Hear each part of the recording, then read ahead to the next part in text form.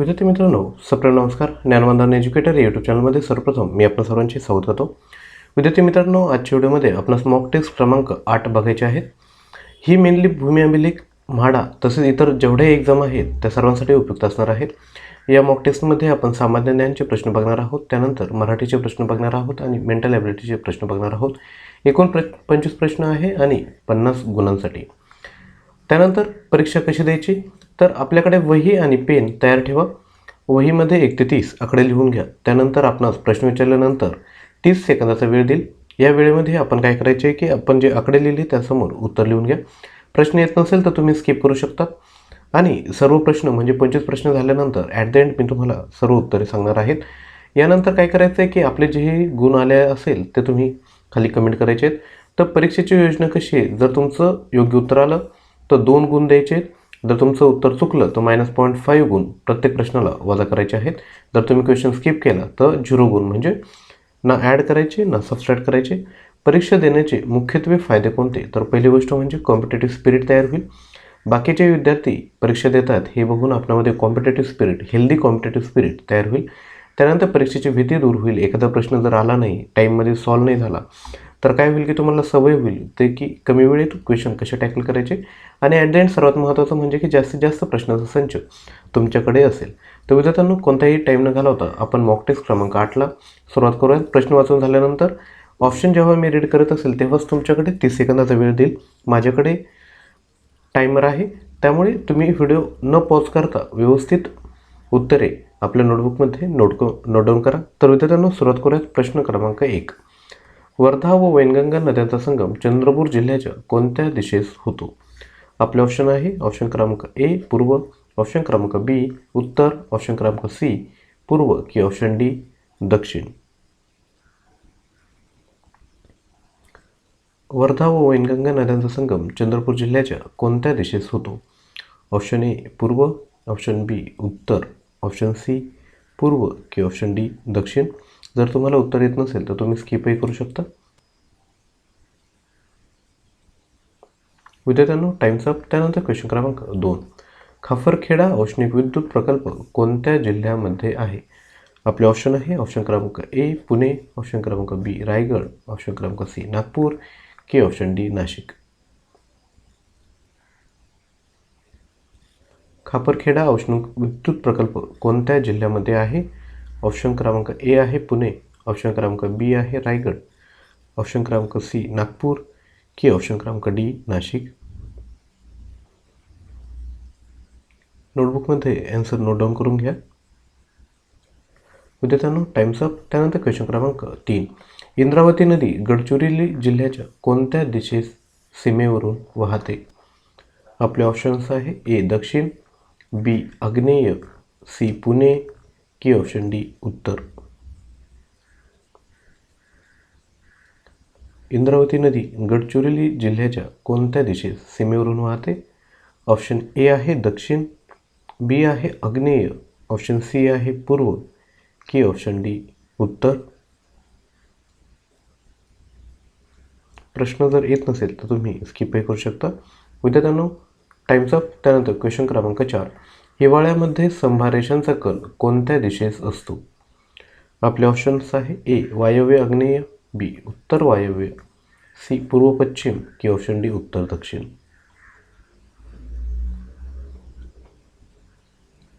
हिवाळ्यामध्ये संभार रेषांचा कल कोणत्या दिशेस असतो? ऑप्शन ए वायव्य आग्नेय, बी उत्तर वायव्य, ऑप्शन सी पूर्व पश्चिम की ऑप्शन डी उत्तर दक्षिण.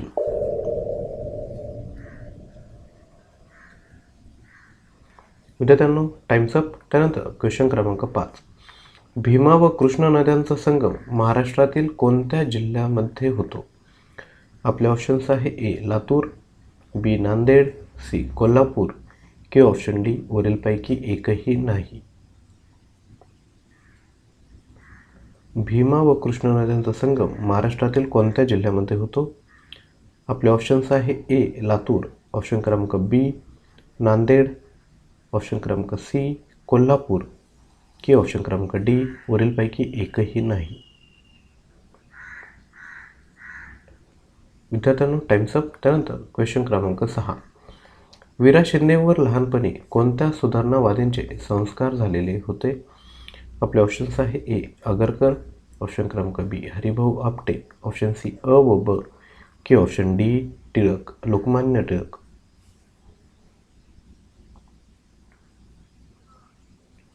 वीरा शिंदेवर लहानपणी कोणत्या सुधारणावादींचे संस्कार झाले होते? ए आहे आगरकर, बी आहे हरिभाऊ आपटे, सी आहे अ व ब की ऑप्शन डी टिळक. विद्यार्थ्यांनो टाइम्स अप. त्यानंतर क्वेश्चन क्रमांक 7. संगीता रत्नाकर रचयिता शारंगदेव हा कुणाच्या दरबारातील होता? आपले ऑप्शन्स आहे ए अकबर, बी आहे सिंगन द्वितीय, ऑप्शन सी आहे खिलजी की ऑप्शन डी बहामन. संगीता रत्नाकर रचयिता शारंगदेव हा कुणाच्या दरबारातील होता? आपले ऑप्शन्स आहे ए अकबर, बी सिंघन द्वितीय, ऑप्शन सी आहे खिलजी की ऑप्शन डी बहामन. विद्यार्थ्यांनो टाइम्स अप. त्यानंतर क्वेश्चन क्रमांक 8. ऑल इंडिया डिस्प्रेस्ड क्लास मिशनची स्थापना कोणत्या उद्देशाने करण्यात आली? आपले ऑप्शन्स आहे ए अस्पृश्य व दलितोद्धार, ऑप्शन बी शिक्षणाचा प्रसार, ऑप्शन सी शहरी शिक्षण विकास की ऑप्शन डी पर्याय ए व ब.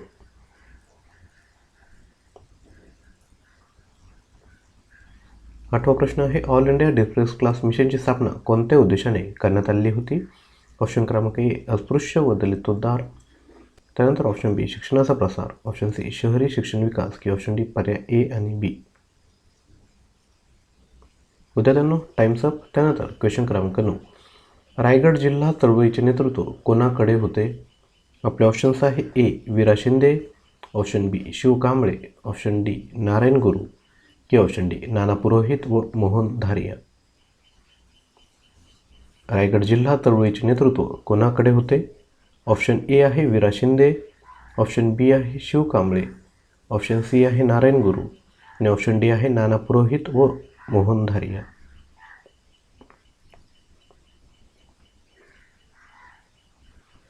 विद्यार्थ्यांनो टाइम्स अप. त्यानंतर क्वेश्चन क्रमांक 10.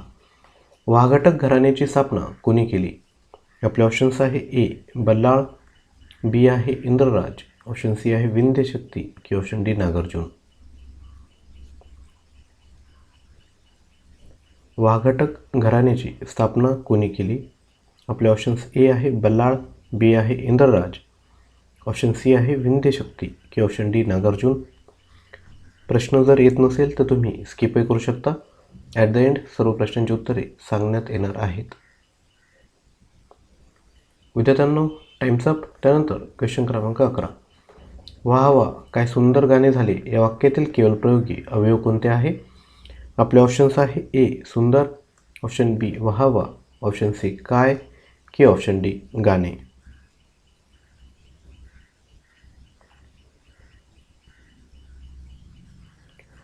वाह वाह काय सुंदर गाणे झाले या वाक्यातील केवळ प्रयोगी अवयव कोणते आहे?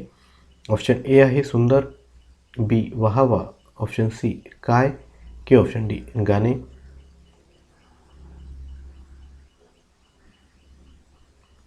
विद्यार्थ्यांनो टाइम्स अप. त्यानंतर क्वेश्चन क्रमांक 12. त्याला बढती मिळाली कारण त्याने चोख कामगिरी बजावली या वाक्यातील डॅडॅश हे उभयन्वयी अवयव आहे. आपले ऑप्शन्स आहे ए कारण, ऑप्शन बी बढती, ऑप्शन सी कामगिरी की ऑप्शन डी त्याला. त्याला बढती मिळाली कारण त्याने चोख कामगिरी बजावली या वाक्यातील डॅडॅश हे उभयन्वयी अवयव आहे. ऑप्शन क्रमांक ए कारण, बी बढती, सी कामगिरी की ऑप्शन डी त्याला.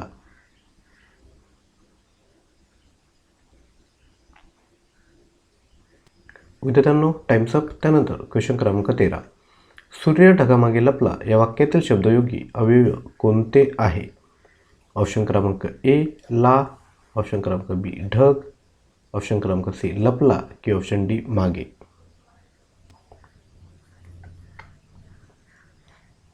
सूर्य ढगामागे लपला या वाक्यातील शब्दयोगी अवयव कोणते आहे? ऑप्शन क्रमांक ए ला, बी ढग, ऑप्शन क्रमांक सी लपला की ऑप्शन डी मागे. नोटबुकमध्ये आन्सर नोट डाऊन करून घ्या. विद्यार्थ्यांनो टाइम्स अप. त्यानंतर क्वेश्चन क्रमांक 14. परमेश्वर सर्वत्र असतो या वाक्यातील क्रियाविशेषण कोणते? आपले ऑप्शन्स आहे ए परमेश्वर, बी असतो, ऑप्शन सी सर्वत्र की ऑप्शन डी यापैकी नाही. परमेश्वर सर्वत्र असतो या वाक्यातील क्रियाविशेषण अवयव कोणते आहे? ऑप्शन क्रमांक ए परमेश्वर, बी असतो, सी सर्वत्र की ऑप्शन क्रमांक डी यापैकी नाही.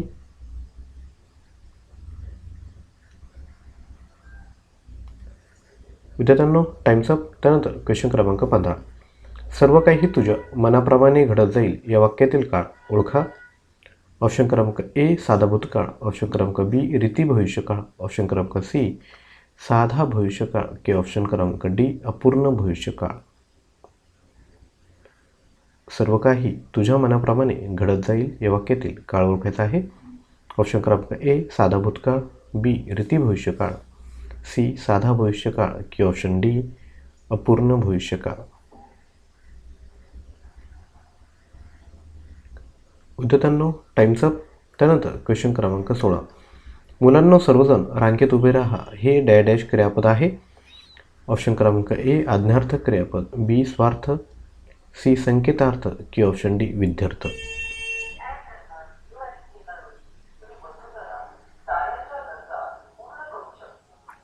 मुलांनो सर्वजण रांगेत उभे राहा हे डॅश क्रियापद आहे.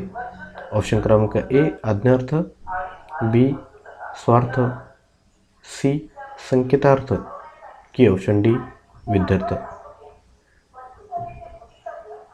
विद्यार्थ्यांनो टाइम्स अप. त्यानंतर क्वेश्चन क्रमांक 17. क्रियाविशेषणे ही अवयवे नाहीत हे विधान डॅश आहे. ऑप्शन क्रमांक ए आहे अंशतः चूक व अंशतः बरोबर, ऑप्शन क्रमांक बी अंशतः बरोबर, ऑप्शन क्रमांक सी बरोबर की ऑप्शन क्रमांक डी चूक.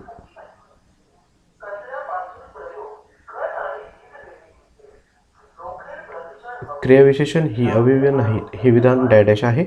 ऑप्शन क्रमांक ए अंशतः चूक व अंशतः बरोबर, ऑप्शन क्रमांक बी अंशतः बरोबर, ऑप्शन क्रमांक सी बरोबर की ऑप्शन क्रमांक डी चूक. विद्यार्थ्यांनो टाइम्स अप. त्यानंतर क्वेश्चन क्रमांक 8. डॅश हे आत्मवाचक सर्वनाम नामाचे किंवा सोबतीशिवाय सहसा वापरले जात नाही. आपले ऑप्शन आहे ए मी, त्यानंतर बी तू, ऑप्शन क्रमांक सी स्वतः की ऑप्शन क्रमांक डी कोण. डॅश हे आत्मवाचक सर्वनाम नामाचे किंवा सोबतीशिवाय सहसा वापरले जात नाही. ऑप्शन क्रमांक ए मी, ऑप्शन क्रमांक बी तू, ऑप्शन क्रमांक सी स्वतः की ऑप्शन क्रमांक डी कोण. विद्यार्थ्यांनो टाइम्स अप. त्यानंतर क्वेश्चन क्रमांक 19. खालील पुल्लिंगी नावाचे सामान्य रूप ओळखा. ऑप्शन क्रमांक ए आहे मौक्तिक, ऑप्शन क्रमांक बी मोत्याचा, ऑप्शन क्रमांक सी माती की ऑप्शन क्रमांक डी मी तो. खालील पुल्लिंगी नावाचे सामान्य रूप ओळखायचे आहे. ऑप्शन क्रमांक ए आहे मौक्तिक, बी आहे मोत्याचा, सी आहे माती की ऑप्शन क्रमांक डी मी तो.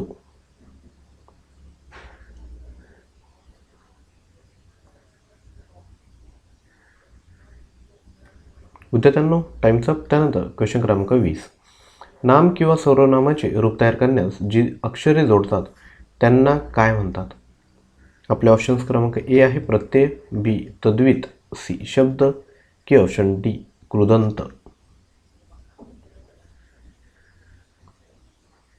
नाम किंवा सर्वनामाचे रूप तयार करण्यास जी अक्षरे जोडतात त्यांना काय म्हणतात? ऑप्शन क्रमांक ए प्रत्यय, बी तद्वित, सी शब्द की ऑप्शन डी कृदंत.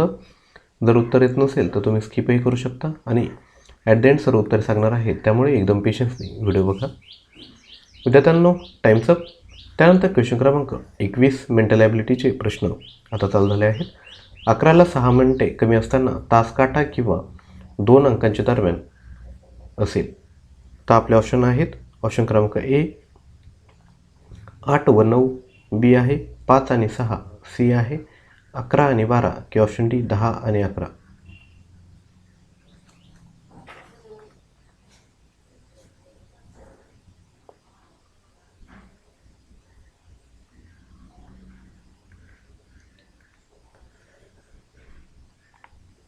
विद्यार्थ्यांनो, 11ला 6 मिनिटे कमी असताना तास काटा कोणत्या 2 अंकांच्या दरम्यान असेल असा प्रश्न तुम्हाला विचारलेला आहे. एकदम सोपा प्रश्न आहे. 60 सेकंदाचा वेळ आपल्याकडे आहे. लगेच गेस करा. 11ला 6 मिनिटे कमी असताना तास काटा कोणत्या अंकांच्या दरम्यान असेल? ऑप्शन क्रमांक ए होता 8 आणि 9, बी होता 5 आणि 6, ऑप्शन क्रमांक सी होता 11 आणि 12, की ऑप्शन क्रमांक डी 10 आणि 11च्या दरम्यान तास काटा असणार आहेत. प्रश्न येत नसेल तर तुम्ही स्किपही करू शकता, पण जोपर्यंत वेळ चालू आहे तोपर्यंत तुम्हाला शेवटपर्यंत प्रयत्न करणं गरजेचं आहे. विद्यार्थ्यांनो, टाइम्स अप. त्यानंतर क्वेश्चन क्रमांक 22 तुमच्यासमोर हे दिलेलं आहे. 0.2 plus 0.02 into 0.002 minus 0.02 equal to किती? ऑप्शन क्रमांक ए आहे 0.01956, बी 0.1804, सी 0.18004, की ऑप्शन क्रमांक डी 0.001956. विद्यार्थ्यांनो, रफ पेज आपणासमोर असलं पाहिजे मेंटल ॲबिलिटी सॉल्व करताना. कमी जागेमध्ये हे प्रश्न सॉल्व करायचे आहे. सिली मिस्टेक होण्याचे चान्स असतात, त्यामुळे घाई करायचे नाही, तोंडी करायचे नाही. पेन आणि पेपरवर सर्व कॅल्क्युलेशन करायचे. सर्व एक्झामसाठी काय झालं आहे की आता मार्जिन खूप कमी आहे. सिलेक्शन आणि नॉट सिलेक्शन यामध्ये मार्जिन खूप कमी आहे. त्यामुळे एकदम मन लावून तुम्ही ही सर्व जी मॉक टेस्ट असतात ती अटेम्प्ट करायची. तुमच्यामध्ये सिरियसनेस येईल, त्यामुळे एक्झामलाही तुम्ही सिरियसली कोणतेही क्वेश्चन इझिली टॅकल करू शकता. सोपा प्रश्न विद्यार्थ्यांनो, 60 सेकंदामध्ये 60 सेकंद तुम्हाला सफिशियंट आहे. यामध्ये तुमचं प्रश्न सॉल्व झाला पाहिजे. विद्यार्थ्यांनो, टाइम्स अप. त्यानंतर क्वेश्चन क्रमांक 23 3/5, 4/7, 1/2 आणि 5/11 हे अपूर्णांक उतरत्या क्रमाने लिहिल्या सर्व शेवटी कोणता अपूर्णांक येईल? ऑप्शन क्रमांक ए आहे 1/2, बी आहे 5/11, ऑप्शन क्रमांक सी 4/7, की ऑप्शन क्रमांक डी 3/5. विद्यार्थ्यांनो, काळजीपूर्वक प्रश्न वाचायचा आहे. उतरत्या क्रमाने लिहायचे आणि शेवटचा विचारला आहे तर मग उतरत्या क्रमाने लिहिलं तर आपल्या डोक्यात लगेच यायला पाहिजे छोटी संख्या येईल, मोठी संख्या येईल की काय, बरोबर? तुम्हाला मी हिंट देतो. जेही तुम्हाला प्रश्न दिलेत विद्यार्थ्यांनो, तर काय करायचं आहे, त्याला सिम्प्लिफाय करून घ्या. सिम्प्लिफाय केल्यानंतर तुम्हाला सोपं जाईल. असे प्रश्न सॉल्व करण्यासाठी कुठलीही ट्रिक वापरायची नाही, कॅल्क्युलेशन फास्ट ठेवायचे, तर तुम्ही हे प्रश्न इझिली सॉल्व करू शकता.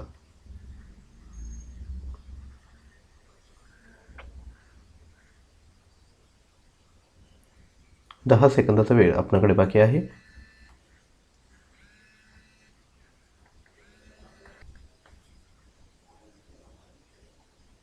विद्यार्थ्यांनो, टाइम्स अप. त्यानंतर क्वेश्चन क्रमांक 24 10.2 किलोग्रॅम गव्हाचे 17 समान भाग केले तर प्रत्येक भागातील गव्हाचे वजन किती? ऑप्शन क्रमांक ए आहे 600 ग्रॅम, बी आहे 0.6 ग्रॅम, ऑप्शन क्रमांक सी 60 ग्रॅम, की ऑप्शन क्रमांक डी 6 किलोग्रॅम. प्रश्न काळजीपूर्वक वाचा आणि स्वतः सॉल्व करण्याचा प्रयत्न करा. 10.2 किलोग्रॅम गव्हाचे 17 समान भाग केले तर प्रत्येक भागातील गव्हाचे वजन किती? हा प्रश्न आपल्यासाठी आहे. 1 किलोग्रॅम म्हणजे किती ग्रॅम हे सुरुवातीला माहीत पाहिजे तुम्हाला. जर तुम्ही चॅनलवर नवीन असाल तर पाठीमागची मेंटल ॲबिलिटीची सिरीज पूर्ण बघून घ्या, तुम्हाला नक्कीच हेल्प होईल. 10.2 किलोग्रॅम गव्हाचे 17 समान भाग केले तर प्रत्येक भागातील गव्हाचे वजन किती असा प्रश्न आहे. प्रत्येकमध्ये 6 तुम्हाला दिसतोय. सिम्प्लिफाय करण्यात थोडी जरी चूक झाली तर तुमचे मार्क जाणार आहे. त्यामुळे काळजीपूर्वक क्वेश्चन अटेम्प्ट करा आणि सिरियसली क्वेश्चन अटेम्प्ट करा. आणि 25 प्रश्न झाल्यानंतर मी तुम्हाला सर्व प्रश्नांची उत्तरे सांगणार आहे. विद्यार्थ्यांनो, टाइम्स अप. त्यानंतर क्वेश्चन क्रमांक 25 एका त्रिकोणाचा पाया 20 सेंटीमीटर व उंची 10 सेंटीमीटर आहे तर त्याचे क्षेत्रफळ किती? हा प्रश्न आहे विद्यार्थ्यांनो. आपले ऑप्शन आहे क्रमांक ए 220, त्यानंतर ऑप्शन क्रमांक बी 200, ऑप्शन क्रमांक सी 210 आणि ऑप्शन क्रमांक डी 100.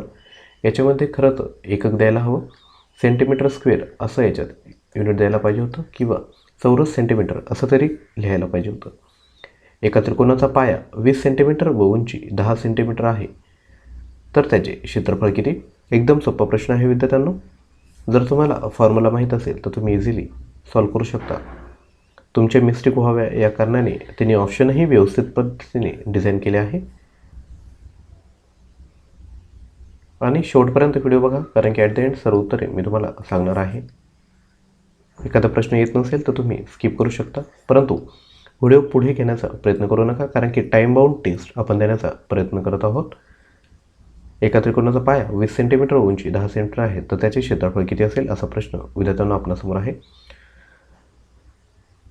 विद्यार्थ्यांनो, टाइम्स अप. विद्यार्थ्यांनो, 1 ते 25 प्रश्न झाले आहेत. आपण आता काय करणार आहोत की सुरुवातीपासून सर्व प्रश्नांची उत्तरे बघणार आहोत. तुम्हाला जर वाटलं तर तुम्ही नोटबुकमध्ये नोट डाऊन करून घेऊ शकता.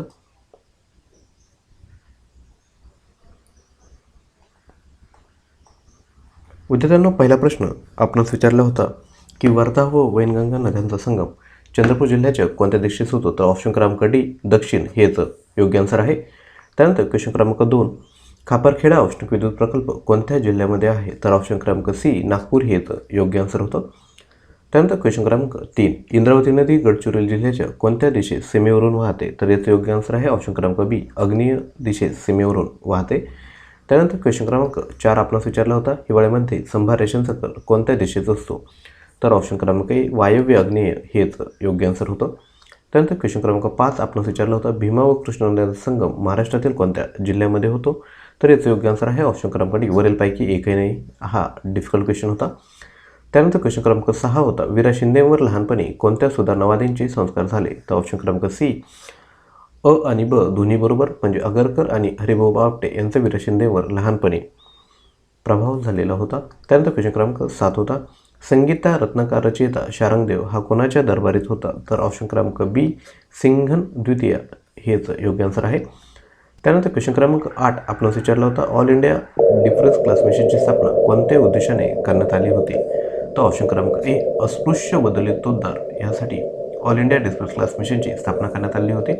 त्यानंतर क्वेश्चन क्रमांक 9 विचारला होता, रायगड जिल्हा चळवळीचे नेतृत्व कोणाकडे होते, तर ऑप्शन क्रमांक डी नाना पुरोहित व मोहन धारे हेच योग्य आन्सर आहे. त्यानंतर क्वेश्चन क्रमांक 10 आपणास विचारला होता, वाघाटक घराण्याची स्थापना कोणी केली, तर याचं योग्य आन्सर आहे ऑप्शन क्रमांक सी विंध्यशक्ती यांनी वाघाटक घराण्याची स्थापना केली आहे. त्यानंतर क्वेश्चन क्रमांक 11 होता, वाह वाह काय सुंदर गाणे झाले या वाक्यातील केवळ प्रयोगी अवयव तुम्हाला विचारलं होतं, तर ऑप्शन क्रमांक सी वाह वाह हेच योग्य आन्सर आहे. त्यानंतर क्वेश्चन क्रमांक 12, त्याला बढती मिळाली कारण त्याने चोख कामगिरी बजावली या वाक्यातील डॅडे शिवबैनवे हे अवयव आहे, तर ऑप्शन क्रमांक ए कारण हेच योग्य आन्सर आहे. त्यानंतर क्वेश्चन क्रमांक 13, सूर्य ढगामागे लपला या वाक्यातील शब्दयोगी अवयव कोणते आहे, तर याचं योग्य आन्सर आहे ऑप्शन क्रमांक डी मागे हेच योग्य आन्सर आहे. त्यानंतर क्वेश्चन क्रमांक 14, परमेश्वर सर्वत्र असतो या वाक्यातील क्रियाविशेषण कोणते, तर याचं योग्य आन्सर आहे ऑप्शन क्रमांक सी सर्वत्र हेच योग्य आन्सर आहे. त्यानंतर क्वेश्चन क्रमांक 15, सर्व काही तुझ्या मनाप्रमाणे घडत जाईल या वाक्यातील काळ ओळखायचा आहे, तर याचं योग्य आन्सर विद्यार्थ्यांना ऑप्शन क्रमांक बी रीती भविष्यकाळ. त्यानंतर क्वेश्चन क्रमांक 16, मुलांना सर्वजण रांगेत उभे राहा ही डॅडॅश क्रियापद आहे, तर ऑप्शन क्रमांक ए आज्ञार्थ हेच योग्य आन्सर आहे. त्यानंतर क्वेश्चन क्रमांक 17, क्रियाविशेषणे ही अवयव नाहीत हे विधान डॅडॅश आहे, तर ऑप्शन क्रमांक डी चूक हे हा ऑप्शन बरोबर आहे. त्यानंतर क्वेश्चन क्रमांक 18, डॅडॅश हे आत्मवाचक सर्वनाम नामाचे किंवा सोबतीशिवाय सहसा वापरले जात नाही, तर ऑप्शन क्रमांक सी स्वतः हेच योग्य आन्सर आहे. त्यानंतर क्वेश्चन क्रमांक 19, खालील पुल्लिंगी नावाचे सामान्य रूप ओळखायचं आहे, तर ऑप्शन क्रमांक बी मोत्याचं हे सामान्य रूप आहे. त्यानंतर क्वेश्चन क्रमांक 20, नाम किंवा सर्वनामाचे रूप तयार करण्यास जे अक्षरे जोडतात त्यांना काय म्हणतात, तर याचं योग्य आन्सर आहे ऑप्शन क्रमांक ए प्रत्यय हेच योग्य आन्सर आहे. त्यानंतर मेंटल ॲबिलिटीचे प्रश्न विद्यार्थ्यांनो ज्यांनी सॉल्व्ह केले असेल व्हेरी गुड, इफ नॉट ज्यांना सॉल्व्ह करता आलं नाही त्यांनी आता कसं सॉल्व्ह करायचं हे बघा. सोपा प्रश्न होता, 11ला 6 मिनिटे कमी असताना, बरोबर, हे 12 आहेत, इथे 11 आहेत. लक्षात घ्या, जेव्हा 11ला 6 मिनिटे कमी तर तास काटा 11च्या पुढे नसणार आहे. जेव्हा करेक्ट 11 असतील तेव्हाच तास काटा काय असणार विद्यार्थ्यांनो, तास काटा 11वर असणार आहे. तोपर्यंत काय असणार आहे, तास काटा 11ला पाठीमागे म्हणजे 10 आणि 11च्या मध्ये असणार आहे. त्यामुळे ऑप्शन क्रमांक डी हेच योग्य आन्सर आहे. त्यानंतर क्वेश्चन क्रमांक 12 होता, 0.2 + 0.02 × 0.002 - 0.02 काय असणार. लक्षात घ्या, आपण मेंटल ॲबिलिटीची सिरीज बघितली नसेल तर पहिल्यांदा मेंटल ॲबिलिटीची सिरीज बघा, कारण की हे सगळे प्रश्न आपण तिथे लिहिले आहेत. लक्षात घ्या, जेव्हा बेरीज गुणिले आणि वजाबाकी येतं तर काय वापरायचं, कंचे म्हणजे सॉल्व कसं करायचं, पहिल्यांदा कंस सॉल्व करायचा, त्यानंतर चाचीचे असेल ते सॉल्व करायचे, त्यानंतर भागाकार सॉल्व करायचा, त्यानंतर गुणाकार सॉल्व करायचा, त्यानंतर बेरीज सॉल्व करायची आणि ॲट द एंड काय करायचं की वजाबाकी सॉल्व करायची. काय वजाबाकी सॉल्व करायची आहे. तर विद्यार्थ्यांनो तुम्हाला प्रश्न काय विचारला होता, याच्यामध्ये सुरुवातीला काय करायला लागेल तुम्हाला, गुणाकार सॉल्व करा. 0.02 × 02 बेदुनी 4 बरोबर. आता पुढं किती चिन्ह द्यायचं म्हणजे किती घरं जायचं तर लक्षात घ्या 1 2 3 4 5 घरं तुम्हाला जायची आहेत. 1 2 3 4 आणि 5 बरोबर, बेदून 4 असं करा. त्यानंतर गुणाकार झाला तर आता काय करायचं, बेरीज करायची तुम्हाला बरोबर. गुणाकार नंतर बेरीज करायची 0.2 सुरुवातीला बेरीज करून घ्या. जर केलं तर काय येईल 0.2 1 2 3 4. आता काय करायची वजाबाकी करायची, याच्यातून ही वजा करून द्या 0.02 बरोबर. आता काय करायचं लिहून घ्या लगेच. 4ची ठिकाणी 4 आला म्हणजे एकक स्थानी 4 आहे, त्यामुळे हे ऑप्शन कट झाला. त्यानंतर डी ऑप्शन कट झाला. बी आणि सी मधील पुढे 2 शून्य आलेत, 1 आणि 2 शून्य पुढं आलेला आहे, त्यामुळे ऑप्शन क्रमांक सी बरोबर आहे. पूर्ण सॉल्व करायची गरज नाही कारण की डोकं लावायचं आहे. तरी आपण सॉल्व करूयात. आता 10तून 2 गेले 8 बरोबर. इथून काय घेतला मी हाफचा घेतला, 10तून 2 गेले 8, त्यानंतर 1तून 0 गेलं 1.8804 म्हणजे हे पूर्ण सॉल्व करायची गरज आहे की नाही, ऑप्शन निग्लेक्ट करून तुम्ही सॉल्व करू शकता. त्यानंतर क्वेश्चन क्रमांक 23 होता. 3/5 4/7 1/2 आणि 5/11 हे अपूर्णांक उतरत्या क्रमाने लिहिल्या सर्वात शेवटी कोणता अपूर्णांक येईल. मी तुम्हाला काय सांगितलं होतं की सिम्प्लिफाय करून घ्या. उतरत्या क्रमाने लिहिलं म्हणजे सर्वात शेवटी काय येणार आहे की छोटी संख्या येणार आहे. तर सर्वात छोटी संख्या काय हे त्यांनी विचारायचा प्रयत्न केला होता. काय करायचं विद्यार्थ्यांनो, सिम्प्लिफाय करून घ्या. 1/2 म्हणजेच काय 0.5 बरोबर, 0.5 त्यानंतर 0.5 त्यानंतर 5/11 म्हणजे काय 0.50 आले, 11 × 40 सॉरी 11 × 44 60 आले, 11 × 5 55 0.25 आलं. त्यानंतर 4/7 7/5 35 50 राहिले, 7/7 49 ठीक आहे. त्यानंतर 3/5 म्हणजेच काय 0.35 0.6 यापैकी सर्वात छोटी संख्या कोणती विद्यार्थ्यांनो, जर तुम्ही बघितलं तर सर्वात छोटी संख्या आहे ऑप्शन क्रमांक बी बरोबर. 5/11 छोटी, त्यामुळे सिम्प्लिफाय करून घ्यायचं आणि सॉल्व करायचं. जर तुम्हाला उतरत्या क्रमाने लिहिलं सर्वात मोठी संख्या जर विचारली असती तर ऑप्शन क्रमांक डी हे याचं योग्य आन्सर होतं. पण सध्या सर्वात छोटी संख्या विचारली, सर्वात शेवटी येणारी संख्या, त्यामुळे 5/11 हे याचं योग्य आन्सर आहे ऑप्शन क्रमांक बी. त्यानंतर क्वेश्चन क्रमांक 24. 10.2 किलोग्रॅम गव्हाचे 17 समान भाग केले तर प्रत्येक भागातील गव्हाचे वजन किती. तर लक्षात घ्या 17 समान भाग करायचे म्हणजे काय 10.2 1 kg म्हणजे काय सुरुवातीला तुम्हाला लक्षात पाहिजे. 1 kg म्हणजे असतं एखाद्याने जर विचारलं तर 1 kg म्हणजे किती, तर ते असं विद्यार्थ्यांना 1000 ग्रॅम बरोबर. तर मग 10.2ला जर तुम्हाला किलोग्रॅममध्ये ग्रॅममध्ये लिहायचं असेल तर ते किती येईल, त्याला गुणिले 2 करून द्या, गुणिले 3 करा, 102 बरोबर. 3 घरं पुढं जातील, 1000ने गुणलं मी तर, आणि 17ने डिवाइड करा. तुम्हाला सांगितलं होतं की तुमचे 17चे पाढे काय पाहिजे, पाठ पाहिजे. मी तुम्हाला ऑलरेडी सांगितलं होतं 30पर्यंत 20पर्यंत पाठ पाहिजे. 17 × 102 आणि पुढे 00 याचं युनिट काय येणार ग्रॅम, तर 600 ग्रॅम ऑप्शन क्रमांक हे याचं योग्य आन्सर आहे. त्यानंतर क्वेश्चन क्रमांक 25 होता. एका त्रिकोणाचा पाया 20 सेंटीमीटर आणि उंची 10 सेंटीमीटर आहे, तर त्या क्षेत्रफळाचे क्षेत्रफळ घेत. लक्षात घ्या त्रिकोणाचं क्षेत्रफळ असतं 1/2 गुणिले पाया गुणिले उंची. तर इथं काय येईल विद्यार्थ्यांनो 1/2 पाया होता तुमचा 20 गुणिले 10 10 20 10 10 100 100 सेंटीमीटर स्क्वेअर हे याचं योग्य आन्सर आहे. जर फॉर्म्युला जर माहीत असतं तर तुम्हाला सोपं गेलं असतं. त्यानंतर विद्यार्थ्यांनो आजचा प्रेरणादायी विचार, अपने संघर्ष को अपना जुनून बना लो जब तक वो तुम्हारी कहानी न लिख दे. म्हणजे विद्यार्थ्यांनो जो तुमचा संघर्ष चालू आहे एक्झाम काढायचा, याला काय करायचं की जुनून बनवून घ्यायचं आहे बरोबर. याच्याशिवाय दुसरं काहीच नाही. जेव्हा तुम्ही असं कराल तेव्हा नक्कीच तुम्ही एक्झाम किंवा सक्सेस तुम्हाला भेटणार आहे. हा आजचा प्रेरणादायी विचार आपणासाठी होता. विद्यार्थ्यांनो असेच प्रेरणादायी विचार आपणाला जर मोटिवेट करत असेल तर नक्की खाली कमेंट करा. नेक्स्ट व्हिडिओमध्ये मी आपले प्रेरणादायी विचार इतरांपर्यंत शेअर करण्याचा नक्की प्रयत्न करेल. विद्यार्थ्यांनो चॅनलवर नवीन असाल तर चॅनलला काय करायचं आहे, सबस्क्राईब करून घ्यायचं आहे आणि शेजारी असणाऱ्या बेल आयकॉनवर क्लिक करायचं आहे. तसेच व्हिडिओ जर आवडला तर नक्की लाईक करा आणि जास्तीत जास्त विद्यार्थ्यांपर्यंत शेअर करा. तसेच विद्यार्थ्यांनो जर आपण चालू घडामोडीची जर प्रॅक्टिस करायची असेल तर काय करायचं आहे की करंट अफेअर्स मराठी हे जे आपलं टेलिग्राम चॅनल आहे त्याला न चुकता जॉईन करून घ्या. त्याची लिंक डिस्क्रिप्शन बॉक्समध्ये आहे. तसेच स्पर्धा परीक्षा तयारी आणि MPSCचे अपडेट्स हवे असेल तर ज्ञानवंदना एज्युकेटर हे आपलं चॅनल आहे, त्यालाही जॉईन तुम्ही करू शकता. दोन्हीच्या लिंक डिस्क्रिप्शन बॉक्समध्ये आहे. विद्यार्थ्यांनो तुमचं यश हेच आमचं एकमेव ध्येय आहे. ह्या कारणास्तव आम्ही सर्व कंटेंट आपल्यापर्यंत मोफत आणत असतो. तर विद्यार्थ्यांनो हा व्हिडिओ आपण सुरुवातीपासून शेवटपर्यंत बघितला याकरिता मी आपला ऋणी आहे. आणि जेवढेही तुमचे मार्क्स आले आहेत न घाबरता आपण खाली कमेंट करायचं आहे, त्यात लाजायचं काहीही कारण नाही. आणि आपण कीप इम्प्रूव्हिंग करायचं आहे, कारण की मी स्टुडंटचे मार्क्स बघतो तर बरेच विद्यार्थी रिपिटेटिव्ह, मला माहीत आहे कोणते सिरियस विद्यार्थी आहेत आणि त्यांमध्येही इम्प्रूव्हमेंट होतं आहे हे मला कळतं आहे. त्यामुळे विद्यार्थ्यांनो खाली कमेंट करा, व्हिडिओ आवडला तर नक्की लाईक करा आणि जास्तीत जास्त विद्यार्थ्यांपर्यंत शेअर करा. विद्यार्थ्यांनो आजचा व्हिडिओ आपण इथेच थांबवतो आहे. थँक्यू.